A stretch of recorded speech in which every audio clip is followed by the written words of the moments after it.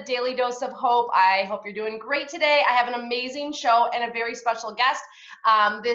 He has become a friend of mine and is also a colleague with I2H2E, which is the International Institute of Holistic Education. And I'm really excited to have Dr. Jeff Essen here. Dr. Jeff, hey, actually, I'm going to call him Jeff. I hope you guys are okay with that. That's fine. That's cool. Hey, Jeff, let's kick it off. Why don't you tell people a little bit about yourself? Because I'm sure many people listening didn't know you until now. Sure. I'm a naturopathic doctor, as you had said. That was all started in the last part of last century. I finished my naturopathic degree in July of 2000. Literally from day one, I've been in private practice with naturopathy, working with people. I specialize in autoimmune disease, but because of the diverse nature of what you have to do in natural medicine, digestion, blood sugar management, hormones, everything under the sun, I say from acne to cancer is sort of the range of what I work with. And a 1 day old up to, I think the oldest person was 102 that I worked on. So pretty much everything. But yeah, the whole idea of natural medicine as a methodology that wants to treat the whole person, not just one particular thing that's a label. We want to eliminate the toxic reasons why someone might have that disease. And we want to then encourage the nutritional aspects, the stimulatory aspects, so the person can heal themselves. Wow. I want you to expand on something. You were just saying the toxic reasons why someone has that disease. Can you explain that a little bit? Certainly, and the word toxin might be misused by some people. In the naturopathic world, it's anything that is a harm or an irritant to the body. So this can be your food, this can be metals, chemicals, organisms like bacteria, viruses. This can be your emotions. I mean, you can have a toxic emotional environment, a toxic work environment. So anything that would irritate, aggravate, and throw the body off balance is something that we then need to try to eliminate or somehow compensate for, modulate in some way. Wow. Could you give us an example? Let's say we're talking about diabetes today on this show if you're just tuning in. But maybe before we get into that, could you give a basic scenario for somebody that would be, you have this toxicity in your life or in your body, and as a result, you have X? Sure. I mean, I will give you one of the most common ones I find. The Helicobacter pylori, which is a stomach, esophageal, even mouth, and in the first part of the small intestine called the duodenum. This is an organism. It's by definition a bacteria, but it's a spirochete, which means it's a cousin of Lyme's disease. It's shaped like a corkscrew. So being shaped like a corkscrew makes it very difficult for our immune system's white blood cells to wrap around it. And in fact, it can actually, like a corkscrew, burrow down into tissues to escape our immune system or any kind of methodology that we have of killing it. So it's a very tough bug to kill. Now, once that starts to get into the first part of that GI, it begins to degrade the tissues. And in the stomach environment, it's literally trying to terraform you. So it's making you produce less hydrochloric acid, making the environment more hospitable for it. So it's literally trying to change you so that you're a better host for it. Now, that means you're not going to break down your food very well. That means you're going to have acid reflux or indigestion. That means you're going to have maybe some problems with food allergies, because now what does that do? You haven't broken down your foods very well, so therefore you're going to tend to not recognize what those unbroken down foods are, and you're going to start reacting to them. And then there's going to be constipation, then there's going to be diarrhea, and then there's going to be irritable bowel. It all starts with one bug. It's this chain of event that happens by one simple infection, which happens to be the most common infection in the world. Every mammal can have H. pylori. And just this week, I treated a person who had H. pylori pretty bad, got it from her dog. Do not ever let your dog kiss your face. You do not want to be in contact with your dog's saliva, because dogs can have it too. And then ironically, I also had somebody send me a hair and saliva sample for their dog. Guess what the dog had? She's vomiting up, and this bug, she's got, the dog has the bug, not the owner. So it's this bizarre circumstance of this I see constantly. So this is the idea of that bug is the toxin. It has thrown off a body system that then when that body system isn't working, there's a cascade of problems that develop from that. And by the time somebody gets irritable bowel syndrome, they're looking at their colon, they're not looking at their stomach. So this is the challenge: is we don't want to go chasing, after some, whack-a-mole of let's get this symptom better and that symptom better and that symptom better, and nobody's addressing the core. So from a naturopathic perspective, we always want to identify what is that core reason why, eliminate it, and let the benefit go from there. Wow. And this is kind of a big issue with our culture, wouldn't you say? That we see symptoms, obviously they're annoying, they're aggravating, they're life altering. And it's like a get rid of the symptom because we're kind of reacting to it almost, just so that we can feel better, but yet the issue has not been resolved. And like you were saying, you can have constipation and food allergies at the same time, and you're looking at them separate, but really it's a reaction from the same thing. And that's a lot for people to wrap their head around, which kind of leads me to what we're talking about today, which is diabetes. Okay, so I have a couple questions, and you can answer them in any order. First of all, what the heck is diabetes? How do we get it? And how do we know we have it? Let's start there. Well, let's start with just the basic management tools of blood sugar in our body to begin with. How do we deal with blood sugar in a generalized viewpoint? We take food in. That food, whether it's protein, carb, or fat, is going to end up becoming glucose in our bloodstream. Actually, a thing that feeds the cells called pyruvate. Call it sugar, all right? The idea behind it is as that sugar increases in the bloodstream as a percentage, we're going to end up getting a response from the pancreas that says we're going to put out insulin. Why? Because embedded in our cell walls are these little vacuum cleaners, I call them. So they're called insulin responsive GLUT4 vesicles. And like little vacuum cleaners, when they're activated by insulin, the whole little chain of event that happens, so insulin will dock with a cell, a chain of events happens, and somebody turns on the vacuum cleaners and they're pulling sugar out of the blood. Now, what does that do? That gives our cells fuel to make energy. Now, in a situation where we've got that under control, that's the end of the process. Blood sugar goes up, insulin comes out, our cells pull in enough sugar to bring the levels back down to normal, we have energy production, everybody's happy. Now, that's a simplified version. Obviously, it gets more complex than that. And if we eat a lot of food at a time, especially if it's carbohydrate-loaded food, that blood sugar level is going to go up, and insulin then is required to stay in the bloodstream a longer time. And insulin can't be expected to stimulate enough of the vacuum cleaner guys to get rid of all the sugar we need to get the levels back down to normal. So this becomes an emergency. Any blood sugar outside of normal, and in the fasting glucose numbers, that's 85 to 100. Anything that's outside of normal is going to say, wow, we really need to keep pumping out insulin, but in the meantime, this is not being handled very well. So the first to step up to compensate for that is the liver. The liver says, hey, I got some empty storage space down here. We can use the stress hormone cortisol produced by the adrenals to initiate an action to take the sugar out of the bloodstream in the liver, store it as stored sugars called triglycerides in the liver, and then the liver will say, okay, I'll act as that warehouse. Then the sugar comes down wherever, back to normal. Yay, okay, that's great. But in our society, unfortunately, too many simple carbohydrates means that our blood sugar goes up too fast. All that action I just described starts to happen, but then the sugar burns out so fast that then we reach a low blood sugar state. This is where most people begin, called hypoglycemia. It's not looked at as a very dangerous malady, and they'll just tell you, we'll eat every 2 hours. But the problem here is low blood sugar is just as much of an emergency as high blood sugar is. So again, now we're reached that low blood sugar state. A different hormone produced by the adrenals called norepinephrine is sent to the liver and say, hey, liver, remember that stuff you stored in your warehouse? Can you please kick that back out into the system to bring our blood sugar levels back up? So insulin is let's store sugar and remove sugar from the bloodstream. Glucagon is the thing produced by the pancreas that would say, hey, liver, let's pull the levels back up. Anytime, though, we reach a high or a low, in either case, our adrenals have to get involved. Wow. So if we can't manage it high, if we can't manage it low, our adrenals are called into action to manage the emergency. And the liver, just again, it acts like a warehouse. It pulls things in, it puts things out. It's meant to have a continual rotation of that sugar. Is that good for the liver over time, though? Liver's built for it. Liver's built for it. It can do it just fine, so long as you're taking out as much as you're pulling in. Mm. And this is where we run into problems, because what is the average American's diet like? It's very carbohydrate loaded.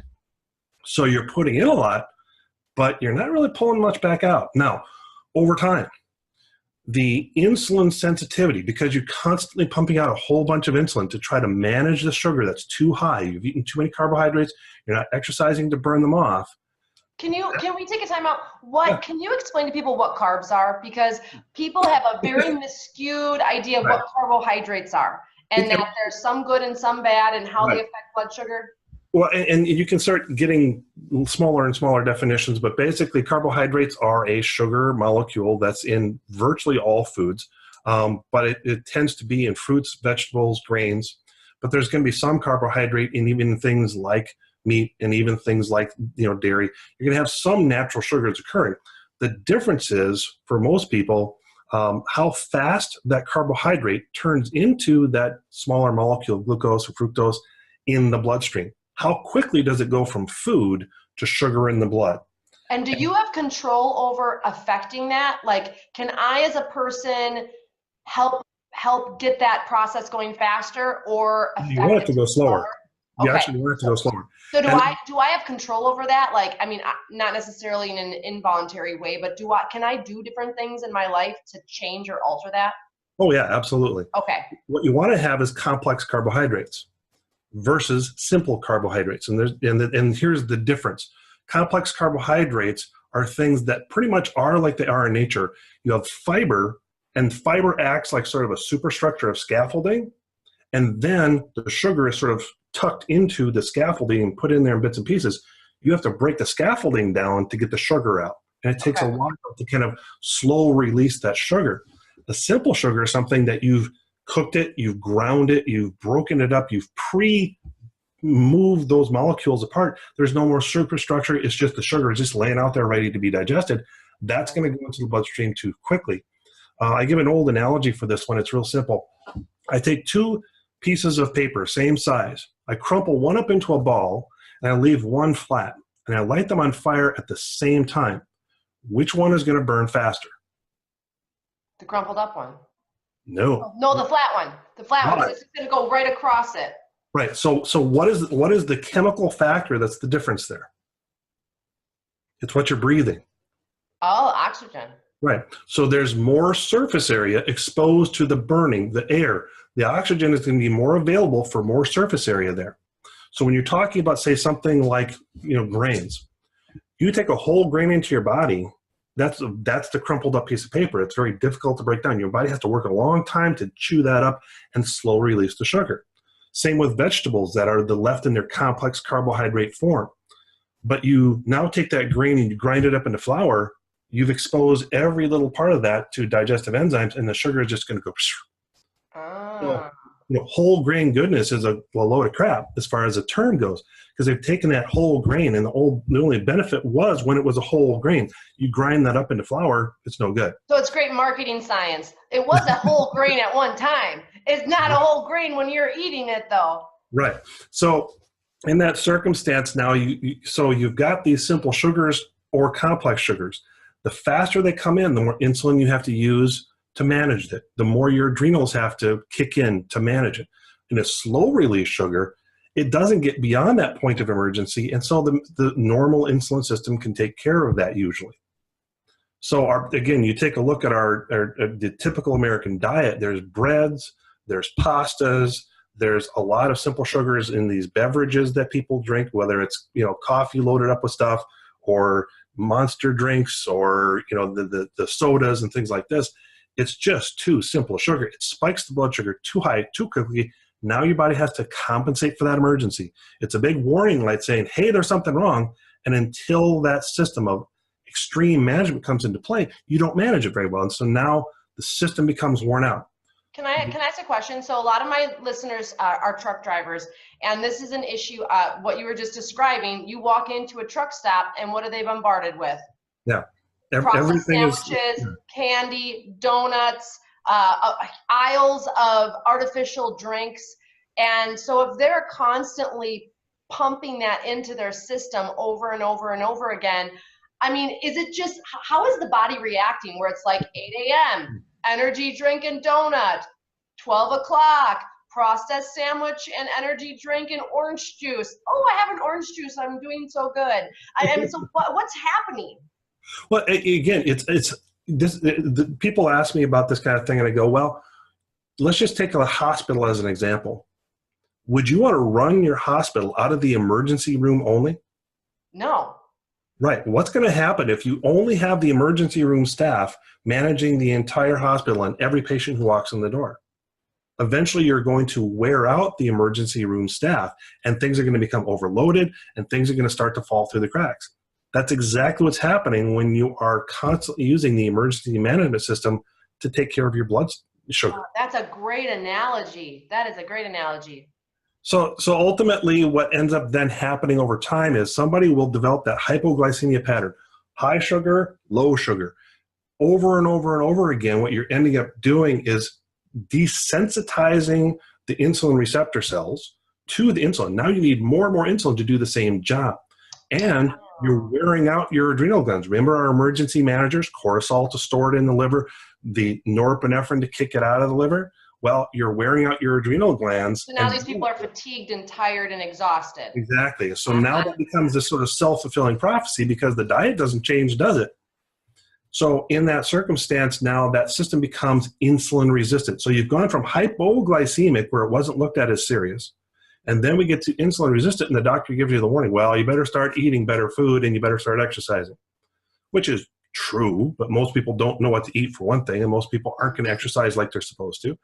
If that system is then allowed to continue, it's simply crossing the borderline from insulin resistance into flat out diabetes. It's just a matter of going along a scale of action.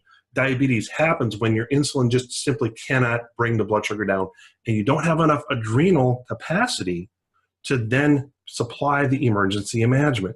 So that's the threshold. That's the threshold of you can no longer manage it. Your liver storage can no longer give you what you need, and as a result, it's like whammo. Now right. I have a big problem.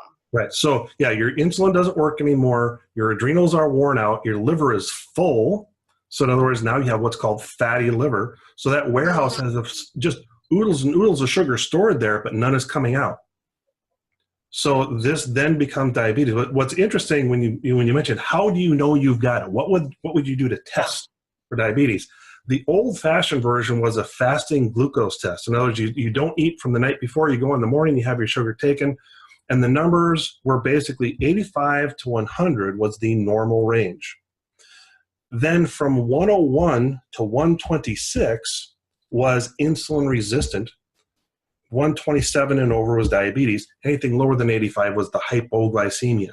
Again, they would more or less just discount the hypoglycemia. Oh, just eat every couple of hours. If you're insulin resistant, they'd say, well, maybe you just diet and exercise. Once you get up over 127, that then is when they start medicating you. Now, the newer version of this is the hemoglobin A1C. Now, this is a different kind of measurement because this is, rather than taking a look at, well, here's you today having fasted, it's instead of like usually about the last 6 months worth of how are you breaking down the oxidized glucose in your bloodstream. This is what's known as advanced glycated end products. Are people being tested this way now, or is this just this is the new norm as far as they're measuring A1C. So advanced glycated end products, I give people the example of creme brulee. You've had creme brulee before, right? Okay. So what you have is that nice creamy egg custard underneath, and then you have the sugar on top that's been torched. Yep. That's nice and hard and crusty. So think about it in your body the same way. The custard, nice soft creamy stuff is your cells. The advanced glycated end products that are being measured with your A1C are the hard, crusty, oxidized sugar on the top. So what they're kind of measuring is how crusty are you when you're talking about getting your A1C checked. Sorry, guys. So what that basically then demonstrates is here's the long-term residual effect of the oxidation of glucose in your bloodstream, which then is relative in a greater, more long-term view of here's a predictor for diabetes that's better predictor than the blood test, the fasting glucose that I discussed before. So again, we could react to a fasting glucose. Well, what did you eat yesterday? Where's your adrenals? Did you sleep well? Did you have an allergy reaction? Whatever. it's too variable, where the A1C is much more reliable. Okay. So they're typically going to do that as the actual diagnoses.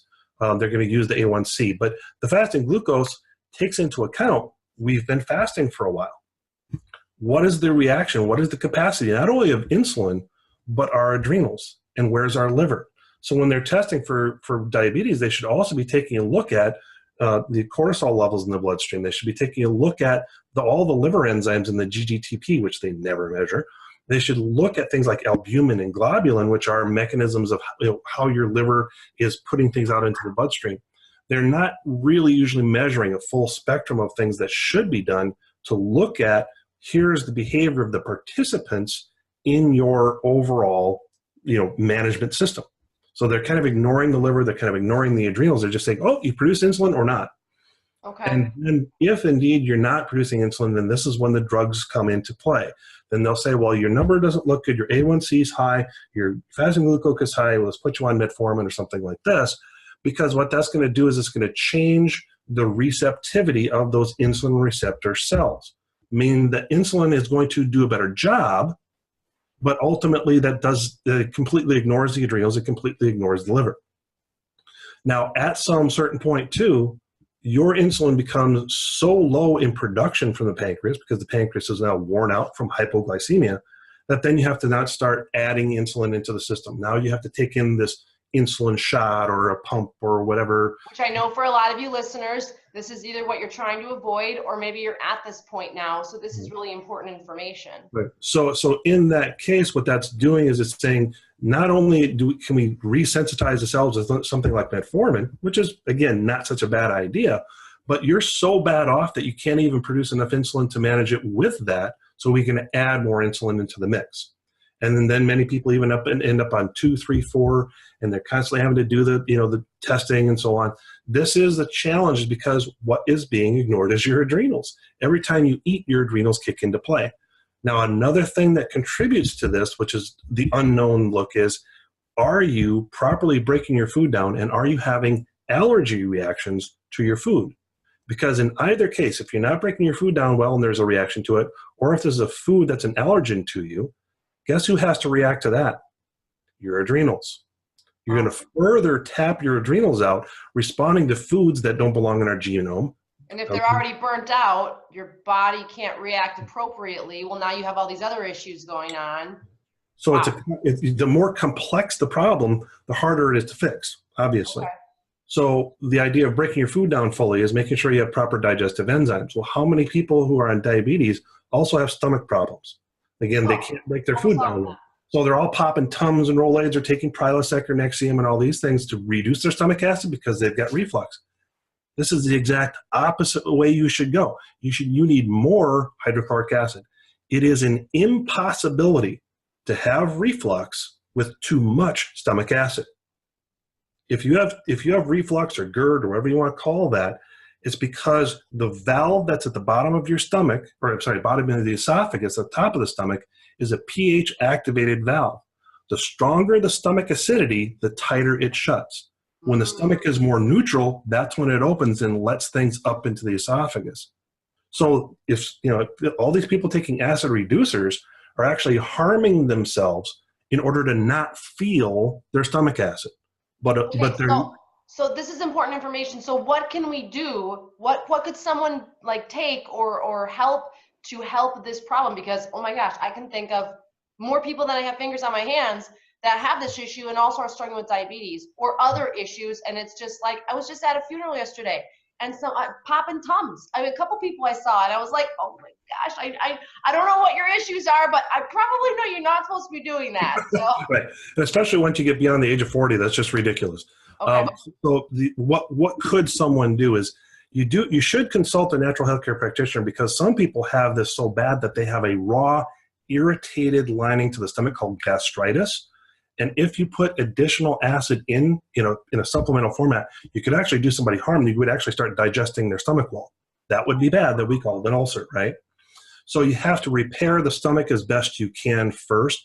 This is usually best done by greens, especially things like spirulina, chlorella, wheatgrass. But then you get into also cabbage. Cabbage is the best fixer of the stomach that there is. Mm. Glutamine, or L-glutamine, the amino acid, very good at fixing the stomach. So we need to repair the stomach first, and then we start adding in additional hydrochloric acid.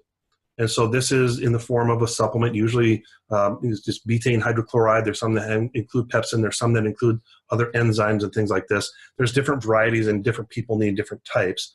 But generally speaking, somebody could also just test it out and say, what if I were to repair the stomach first and then use apple cider vinegar?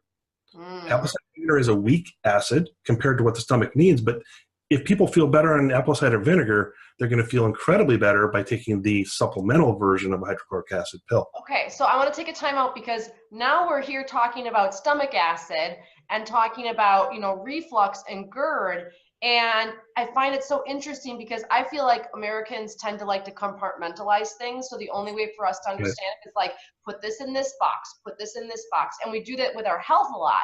I have diabetes. Here's the diabetes box. And unless it's in this box, don't talk to me about it because I don't have that problem. I have diabetes. And this is the box for the diabetes. So I just want to open people's ears and eyes to what you're talking about, because essentially what from the outside perspective, you're talking about something that has nothing to do with diabetes to most people, but yet everything to do with why you might have diabetes. Start at the beginning of the chain of events, work with the beginning, and the chain of events goes better from there on in. And so, yeah, if you're properly breaking down your food, especially your proteins, you're less likely to have immune reactions within the gut. You're less likely to wear out your adrenals. So then your adrenals get their rest and so on. Hope, I know that you do the whole yoga, meditation, breathing, all that kind of stuff. What could that kind of practice do for somebody on a day-to-day basis in calming their adrenals down and helping their adrenals to be able to meet the task of blood sugar management? That's a big thing too. Huge. And stress. I mean, for so many people that are out there, drivers, even just people that work in corporate, or I don't care if you're a barista, stress plays a huge role in this too. Could you tap on that a little bit? Absolutely. Yeah. You take any condition and stress will make it worse. But it kind of comes down to our survival mechanisms. What's more important to your body? Survival or fill in the blank. In other words, you'll see people with diabetes, especially men, their reproductive hormones are all of a sudden also not going to work very well. So men will have a testosterone problem. Well, it isn't a lack of testosterone that's your problem.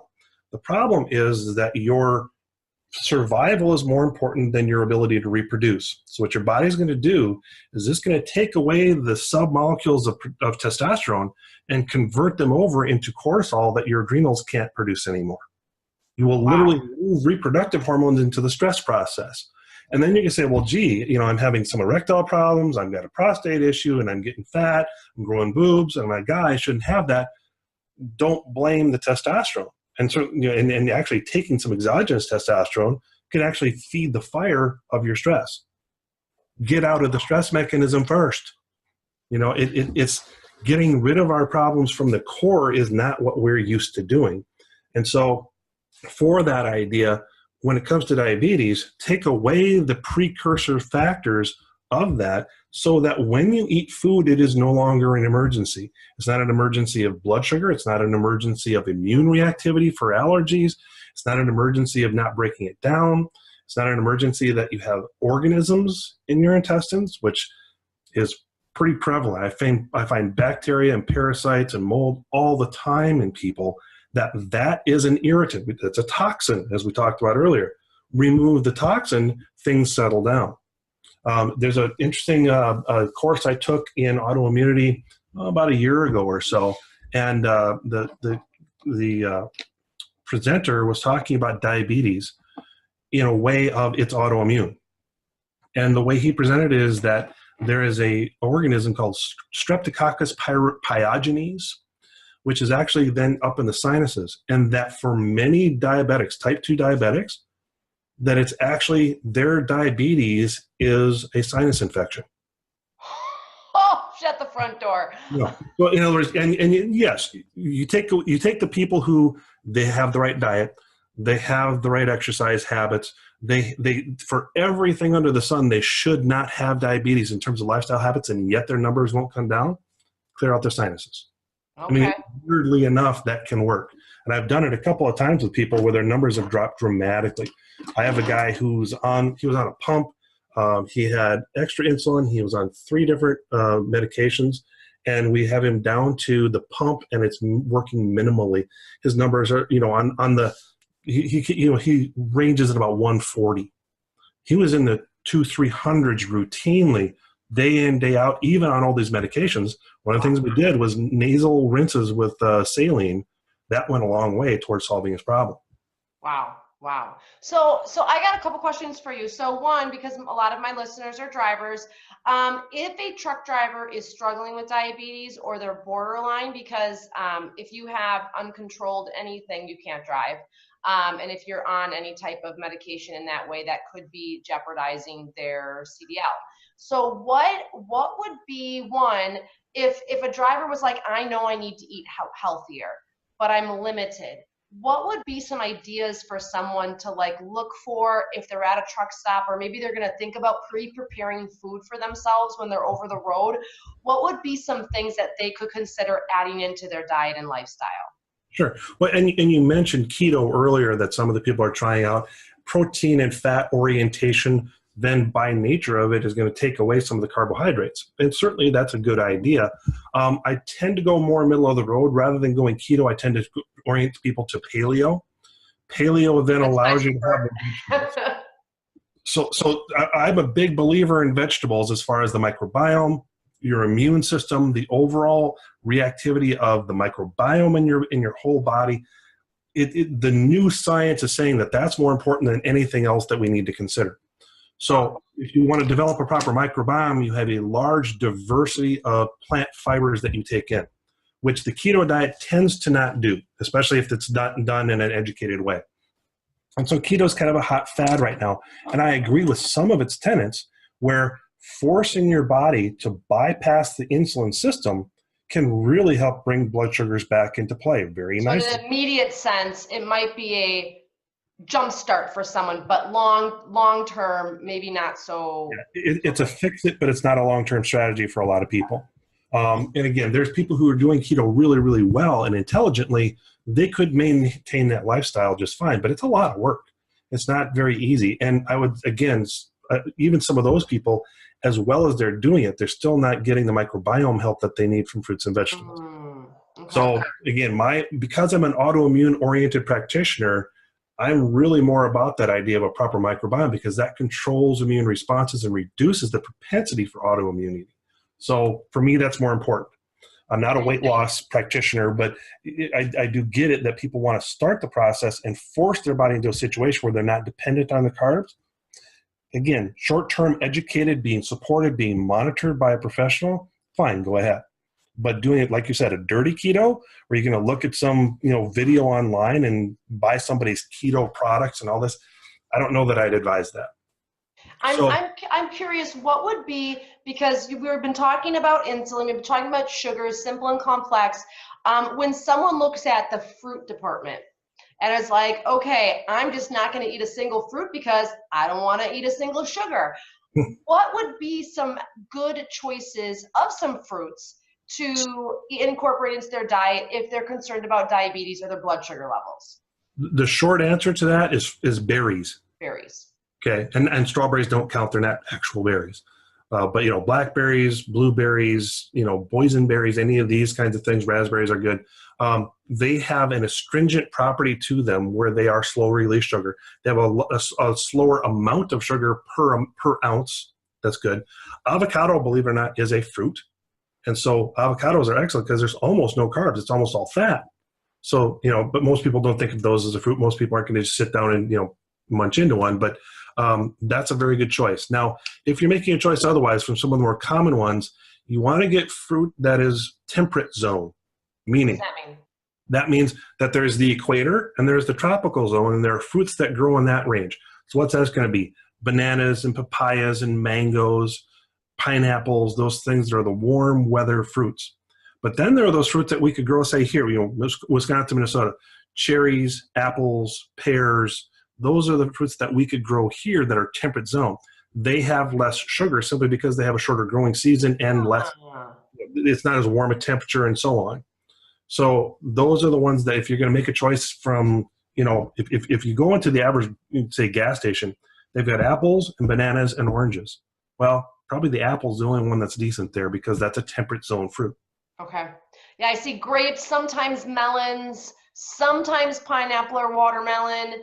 It's slow to evolve, but it's happening. But for the truckers, then I really want to help them because they go in there and they see those things and they've been told so much information where it's like fruit is bad, but this is all that there is. So then instead they choose crap food, and it's like, okay, what is the line, Dr. Essence? What is the line that if like a truck driver goes into a truck stop and he sees grapes and strawberries and pineapple and some apples and some bananas and maybe a pre-made sandwich and a bunch of gummy bears? I mean, or better yet, like a granola bar, a prepackaged granola bar, a protein bar. Better yet, let's like really get better because those are a growing issue in the growing aisle at truck stops.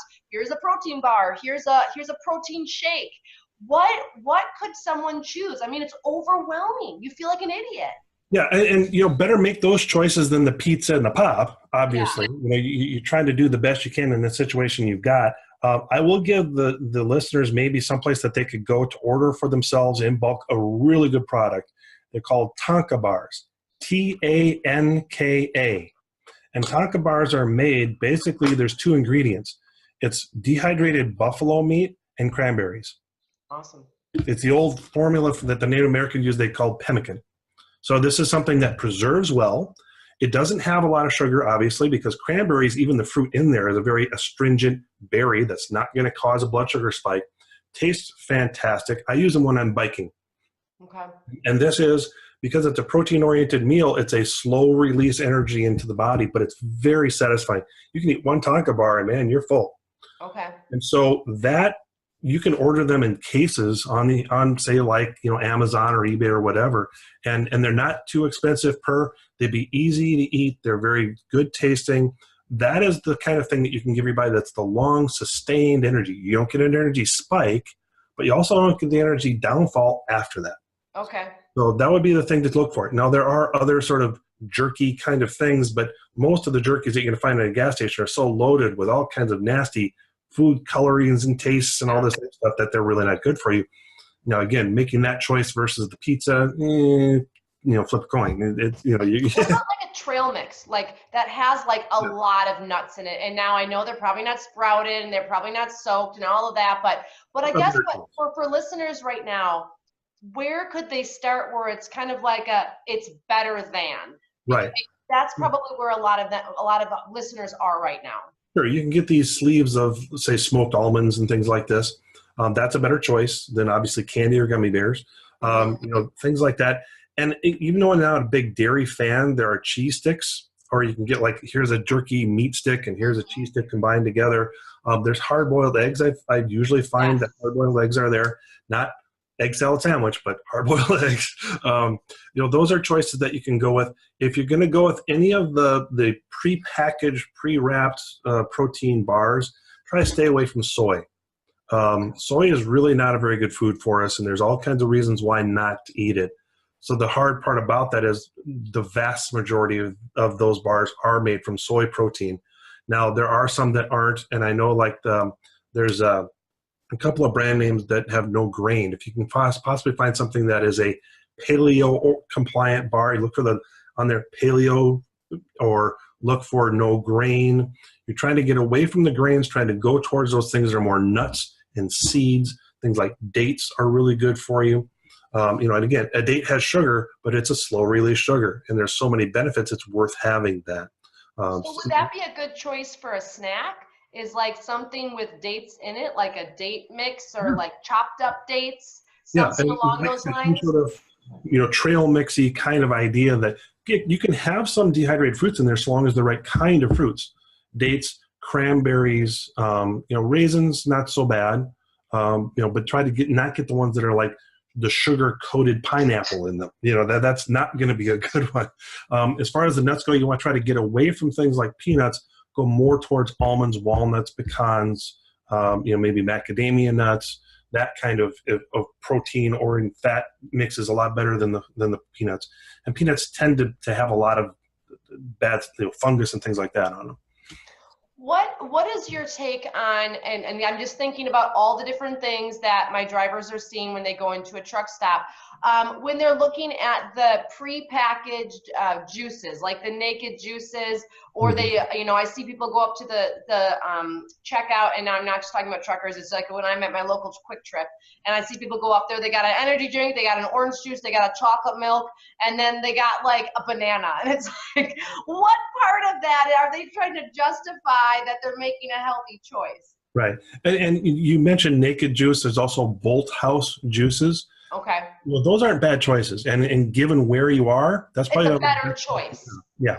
And I think every single truck stop carries those. So for those of you that are listening, if it's like a if or this or that, choose the naked juices. They got amazing flavors. Choose the flavored water. I mean, again, we could be so nitpicky that we're like, now, you know what that does for you. Look at the back. I mean, if at least doesn't have, a list of junk a mile long as the label, I mean, we have to start somewhere. And I think that's really what you're doing for them, Jeff, is, the idea of making your own trail mix, or go down the aisle, dust off the bags that have the trail mixes because clearly they're not as popular, but look at what's in there. It's a better option than what you're currently buying. We have to start somewhere. Right. And ultimately, if you're playing the game of choices, if you can default to more fat, more protein, less carb, if that's the simplest rule of thumb that you can go with, that's better. Staying away from grains. Grains are the worst offender where it comes to diabetes. The archaeological studies that have taken a look at when they look at the bones of people, and they can see, here's the hunter-gatherer people who are basically eating what they hunted and gathered. And this is, the meat, the vegetables, the fruit that happen to be in season as they're walking along. As soon as people set foot on a piece of ground, started raising grains and used grains as the primary basis of the diet, within 2 generations, you have skull malformation, bad teeth, and that's when diabetes started.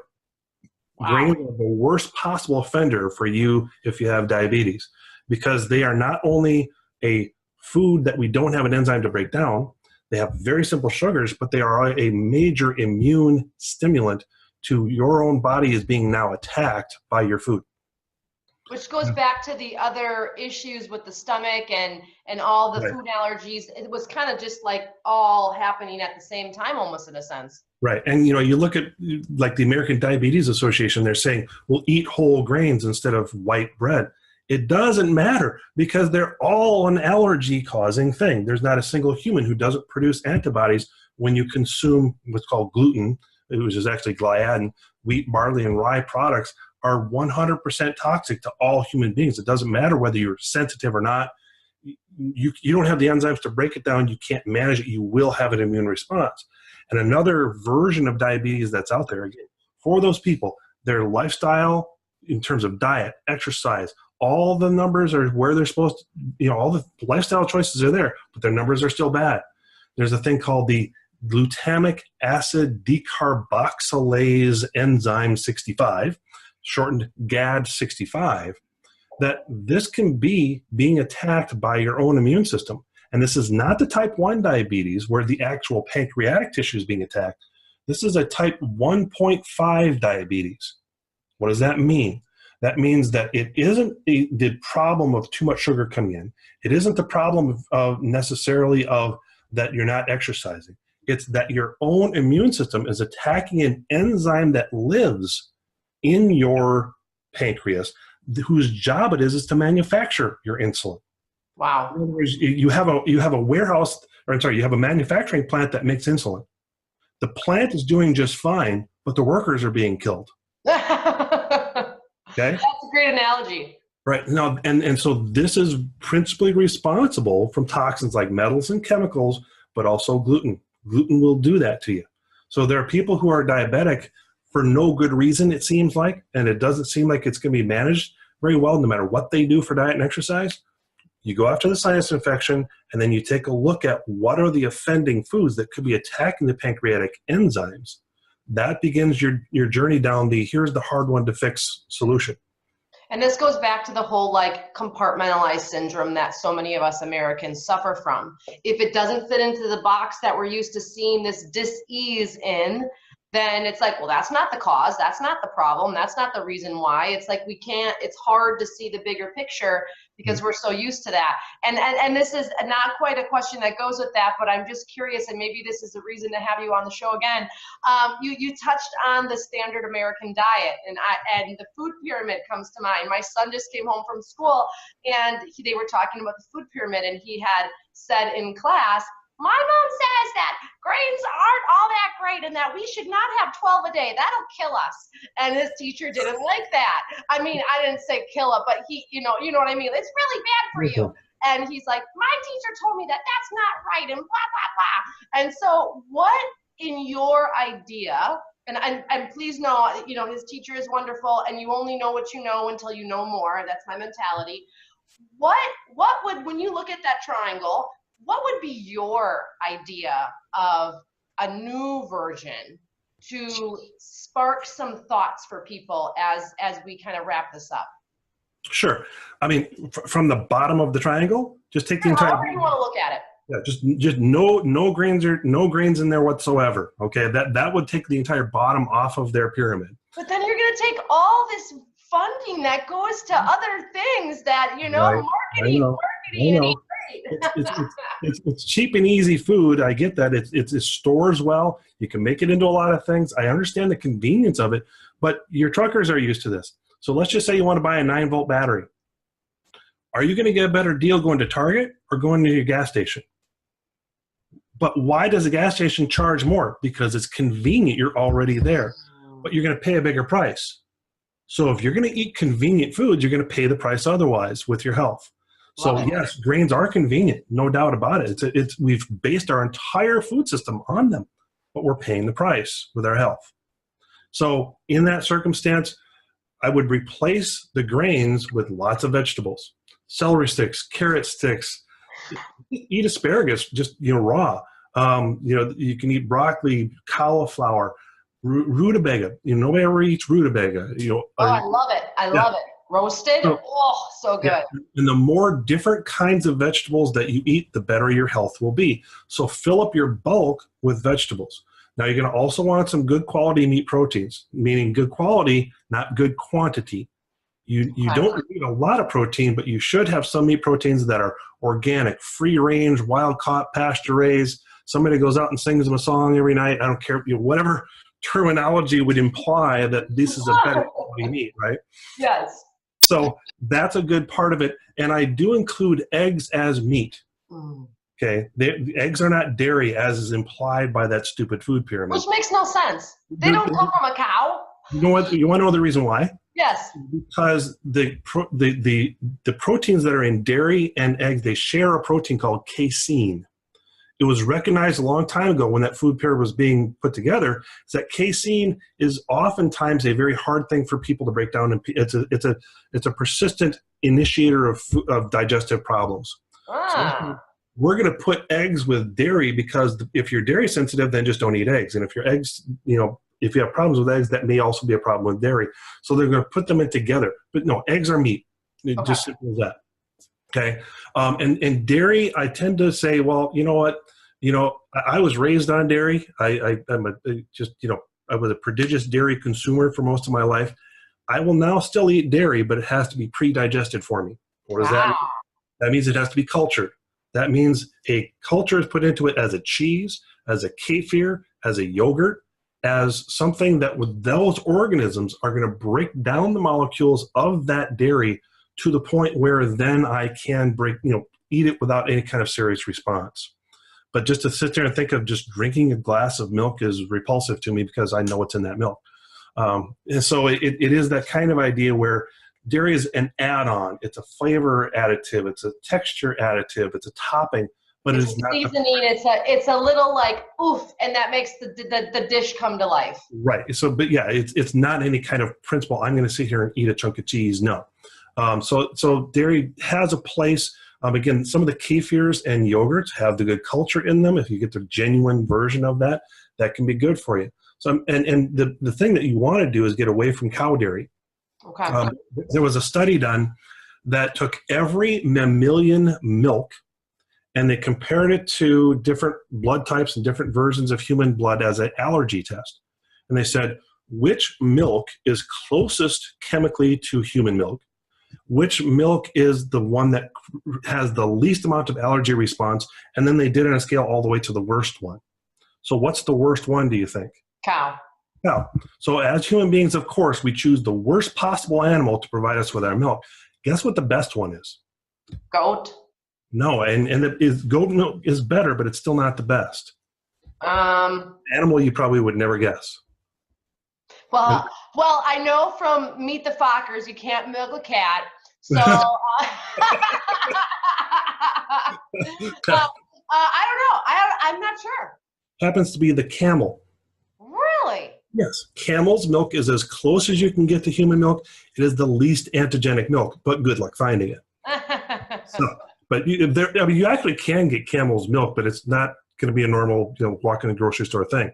But again, when you talk about cow's milk, it's just really a big antigen pusher. It creates a huge mucus response. And then if you're buying just your plain old commercial dairy, there are up to 84 chemicals that aren't milk in that container. So you're eating a very chemically loaded, I don't know what this is, too large a molecule, poisonous, antigenic responsive food when you're drinking a glass of milk. And so when it comes to you mentioned the teachers and the food and the schools that push milk, it's really a bygone thing. I mean, we need to get rid of milk. I mean, I feel like so many people are miseducated. It's a money thing. I've heard Karen Urbanik talk on this a little bit, that like when the whole Got Milk campaign came out, there was also like this federal funding thing that was happening simultaneously, and that's when this whole thing came to life. That goes back to the Depression, actually. The milk farmers during the Depression were literally losing money by producing milk. So they would bring huge wagons of these old-fashioned milk cartons, milk canisters, and they would dump them down the drain in protest right in front of Congress. And wow. So Congress said, well, what can we do for you? And this was still during the Depression. They didn't have a lot of money. So what they did is they said, well, we, the government, will guarantee you an amount of gallons per milk sold per individual in the United States if you can limit your price structure to only make so much per gallon. This was an agreement between the American Dairy Association, newly formed at that time, and the government, and this contract still exists. So now, here in the 1980s, here comes this low-fat phase that we have. And fat-free. So now all of a sudden, everybody stops eating milk because it's high fat, right? So what did they do? They come up with a government cheese program. We have extra milk that we have to guarantee the farmers to buy, so let's turn this milk into cheese and give it to poor people. That's still kind of what's happening. The schools are this institution that pumps a lot of milk out per person to make up for the deficit of the American public waking up to dairy is really not that good for you. And eventually that agreement's going to have to be amended or taken care of some way because, honestly, there's very little need for dairy farmers. And I know you're from Wisconsin. That's probably not the most welcome news. It's a reality, unfortunately, though. You can start raising camels and doing that. There you go. There are camels that can live in cold weather. So the Bactrian, yeah. Yeah. No. So okay. So food pyramid. So veggies on the bottom, meat and eggs. More of like the sparing dairy, and then how much fruits? Where do fruits fit in there? Fruit would be that very top. Berries as a separate category. Well, let's just put them all together, though. Fruits can be that thing that's at the top of the pyramid where it's a small amount. Again, what we're looking there for is their antioxidant potential. I mean, we can't ignore fruits because they give us a lot of things that help us to be immune competent, meaning that if something comes our way, we have the ability to respond with an effective immune activity. So, and again, accuracy is also improved there. We all know that we have white blood cells that attack and kill things like bacteria.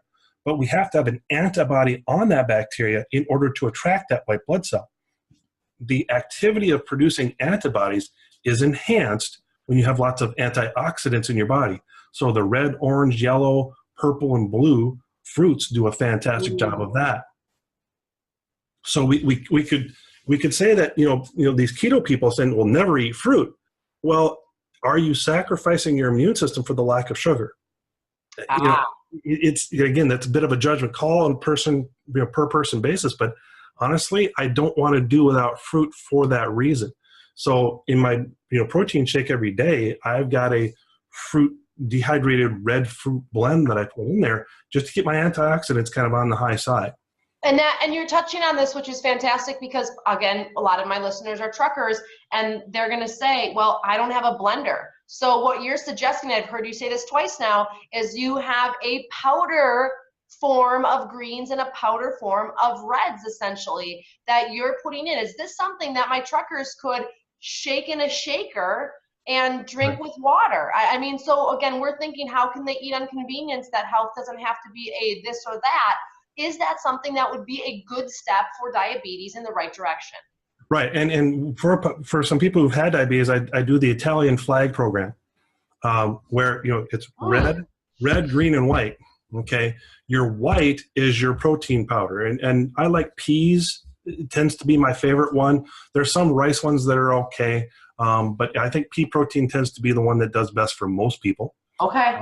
For somebody with a lot of allergy problems, they are now making, there's a company that's making and this sounds really bad, but it's an artificially produced lab version of amino acids, meaning that they derive them from a synthetic source, which ends up being no allergy response whatsoever. Okay. But for the average person who doesn't have a lot of allergy issues, pea protein as your white, then you're going to have a green dehydrated vegetable blend. That's your green part of your flag, and then the reds are these dehydrated reds.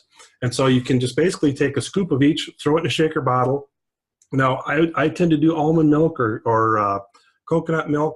That's Which fine. is something that they could get at the gas station. Again, right. If that's what you have, they have several brands now even. Pick one of those up. It'll be milkier. It'll be thicker. Right. Or just plain water works great too. Yeah, I mean, use the ice dispenser. A lot of you, you go in there in the morning, you get your breakfast anyways.